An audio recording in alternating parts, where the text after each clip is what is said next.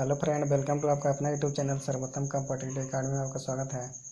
अगर वीडियो अच्छा लगेगा तो आप चैनल को ज़रूर लाइक कीजिएगा और सब्सक्राइब कीजिएगा। चलिए, आपका ये अपना चैनल सर्वोत्तम competitive academy search in YouTube. चलिए, आपको 30 इंपॉर्टेंट क्वेश्चन बताने जा रहे हैं जो कि आपका पिछले एसआई में पूछा हुआ है। चलिए चलिए तो आपका पहला क्वेश्चन है, साइनोबियल द्रव किसमें पाया जाता है? बताइए, साइनोबियल द्रव किसमें पाया जाता है? आपको साइनोबियल द्रव आपका किसमें पाया जाता है? तो साइनोबियल द्रव आपका पाया जाता है जोड़ में। जो आपका जोड़ रहता है, जैसे आपका घुटना का जो जोड़ है, वो सब में क्या पाया जाता है? साइनोबियल द्रव। दर्द आपको होने लगता है जब वो साइनोबियल द्रव है जो खत्म हो जाएगा तो आपको फिर दर्द करने लगता है। बुढ़ी अवस्था में वो सब दर्द करता है, उसमें साइनोबियल द्रव पाया जाता है। चलिए, साइनोबियल द्रव। अगला क्वेश्चन है आपका, नियॉन लैब का आविष्कार किसने किया था? तो नियॉन लैब का आविष्कार आपको किसने किया है? बताइए, नियॉन लैब का आविष्कार आपको किसने किया है? तो नियॉन लैब का आविष्कार आपका किसने किया है?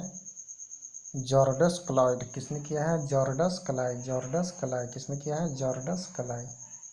चलिए, अगला क्वेश्चन है आपका, निम्नलिखित में से कौन संसद सदस्य न होते हुए भी संसद के किसी भी सदन की कार्यवाही में भाग ले सकता है? देखिए, ये है, निम्नलिखित में से कौन संसद का सदस्य नहीं है वह फिर भी संसद के किसी भी सदस्य में भाग ले सकता है? बताइए कौन है? तो वो आपका हो जाएगा, कौन हो जाएगा? महान्यायवादी। कौन? महान्यायवादी हैं जी। महान्यायवादी जो होते हैं, जो संसद का सदस्य नहीं होता है फिर भी वो संसद के किसी भी भाग में भागीदारी ले सकता है, भाग ले सकता है। चलिए, कार्यवाही में भाग ले सकता है। तो कौन था? महान्यायवादी। महान्यायवादी। चलिए, अगला क्वेश्चन है आपका, भारत का मूल रूप संविधान किसके द्वारा हाथों से लिखा गया था? देखिए, भारत का मूल रूप संविधान किसके द्वारा हाथों से लिखा गया था? किसके द्वारा हाथों से लिखा गया था? तो आपका प्रेम बिहारी नारायण रायजादा। कौन? प्रेम बिहारी नारायण रायजादा। किसके द्वारा? तो प्रेम बिहारी नारायण रायजादा मूल रूप संविधान लिखा गया था इनको हाथों से। चलिए, वीडियो अच्छा लग रहा हो तो आप प्लीज़ चैनल को लाइक कीजिएगा और सब्सक्राइब कीजिएगा। यह आपको लिए बहुत ही इम्पोर्टेंट क्वेश्चन है। चलिए, अगला क्वेश्चन है आपका, 1893 ईस्वी में जब महात्मा गांधी दक्षिण अफ्रीका में डरबन से प्रिटोरिया जा रहे थे तो उन्हें किस रेलवे स्टेशन पर रेलगाड़ी से जबरन उतारा गया था? उतारा नहीं गया था, उसे धकेल दिया गया था चुपचाप। तो कौन सा रेलवे स्टेशन था? बताइए। जब महात्मा गांधी जी को दक्षिण अफ्रीका में डरबन से प्रेटोरिया जा रहे थे, डरबन से प्रेटोरिया जा रहे थे तो उसे किस रेलवे स्टेशन पर रेलगाड़ी से जरूर उतारा गया था? बोला गया था ये गोरों का है, ये काले का नहीं है। तो पीटर्स कहाँ से? पीटर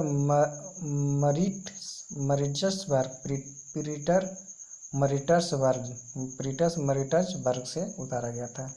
अगला क्वेश्चन है आपका, बिडल टेस्ट का उपयोग किसके जांच के लिए किया जाता है? तो बिडाल टेस्ट आपका किस चीज़ के जांच के लिए होता है? तो बिडाल टेस्ट आपका टाइफाइड के जांच के लिए होता है। किसके जांच के लिए होता है? तो टाइफाइड का जांच के लिए बिडाल टेस्ट होता है। चलिए, अगर वीडियो अच्छा लग रहा हो तो सर्वोत्तम कॉम्पिटिटिव अकेडमी को सब्सक्राइब कीजिएगा। अगला क्वेश्चन है आपका, कबड्डी खेल में प्रत्येक टीम में खिलाड़ियों की संख्या कितनी होती है? कबड्डी में प्रत्येक टीम में खिलाड़ियों की संख्या कितनी होती है? तो बताइए, आपका प्रत्येक टीम में खिलाड़ियों की संख्या कबड्डी में होता है कितना? तो आपका होता है 7।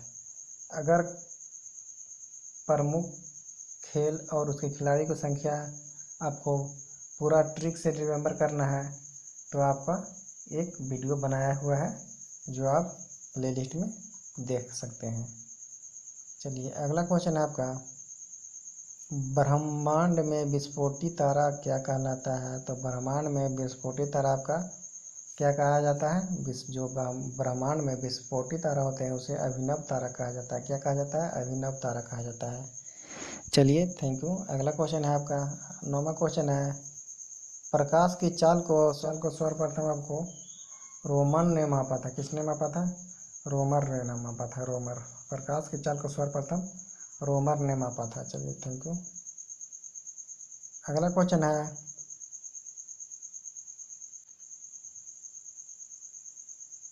अगला क्वेश्चन है आपका 10वां क्वेश्चन है, बताइएगा इटाई इटाई नामक रोग किसके कारण होता है? इटाई इटाई नामक रोग किसके कारण होता है?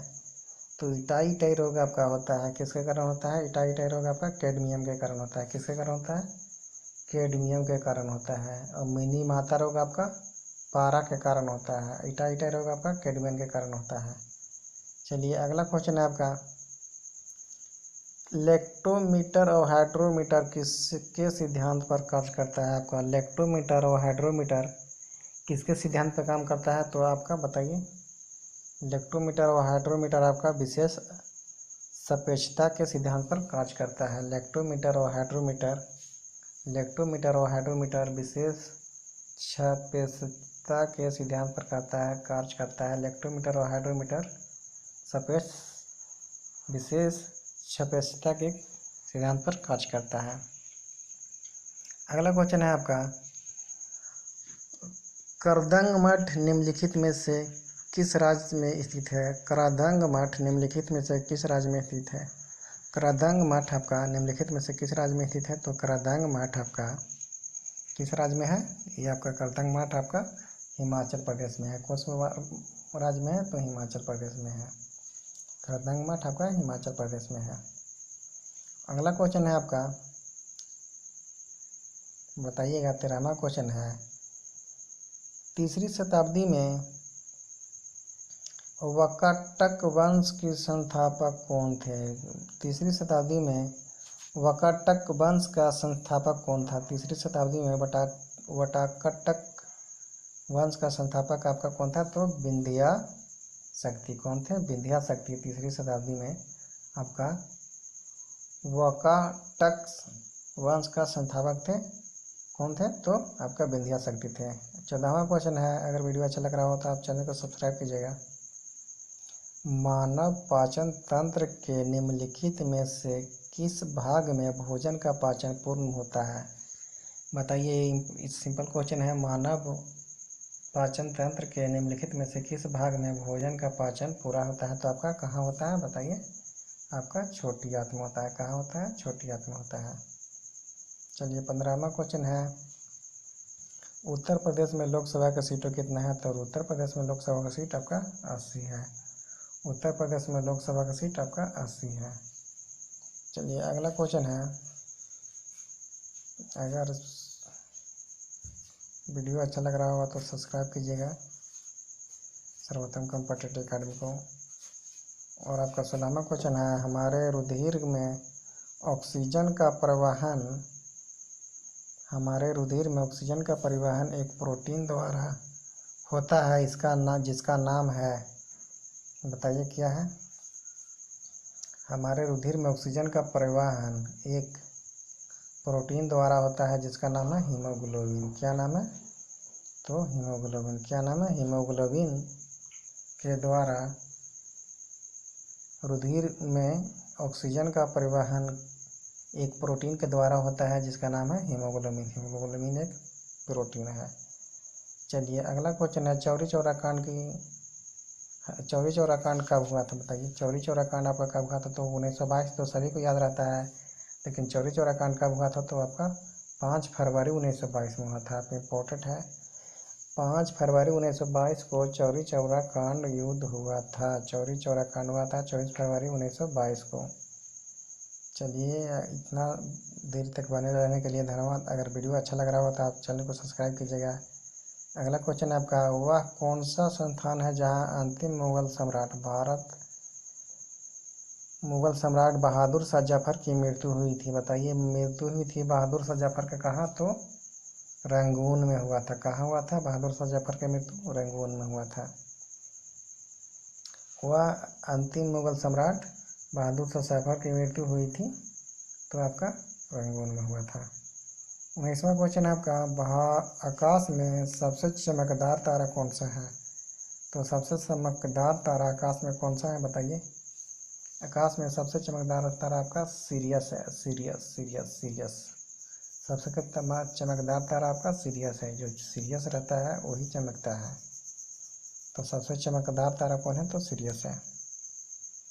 अगला क्वेश्चन है आपका, किसी प्रोग्राम में बग क्या होता है। तो बग क्या होता है, बग मतलब गंदगी। तो किसी प्रोग्राम में बग क्या होता है, तो ये आपका एरर होता है, एरर होता है, एरर एरर ERRER एरर मतलब जो आपका वायरस होता है, जो होता है बग को बोला जाता है, एरर बोला जाता है।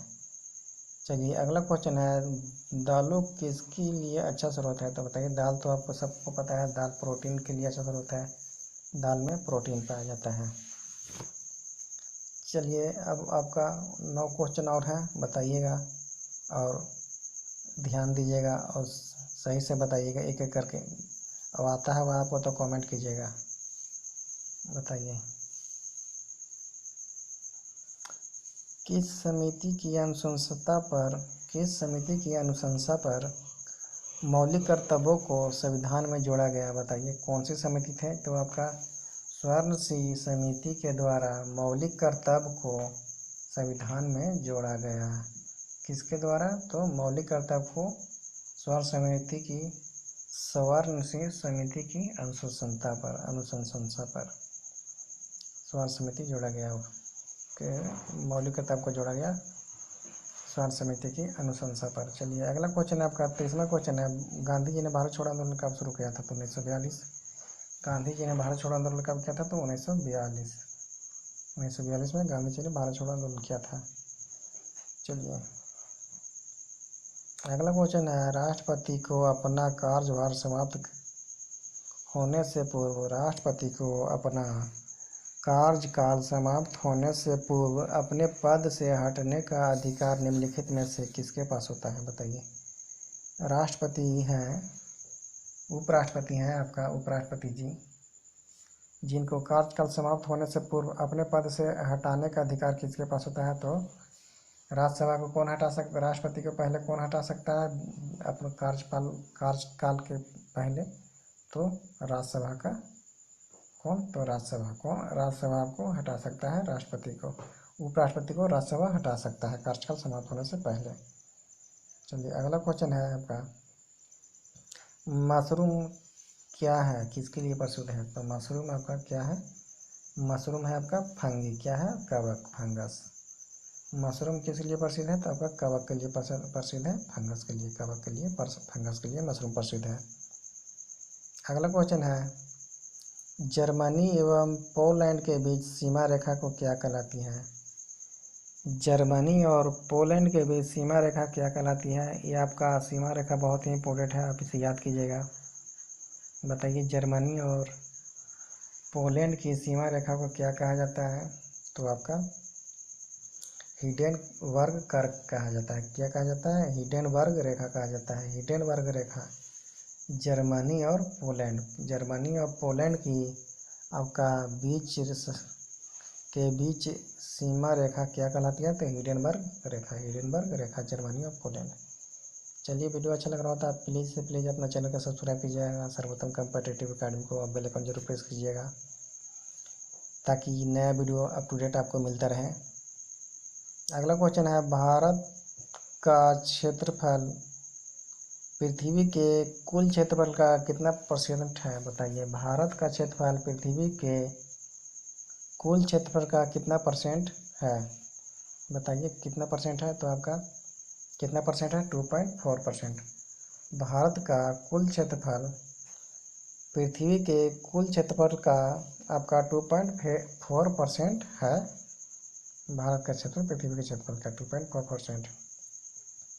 चलिए अगला क्वेश्चन आपका, अशोक के आक्रमण के दौरान कलिंग की राजधानी कौन सी थी। कलिंग की राजधानी कौन सी थी।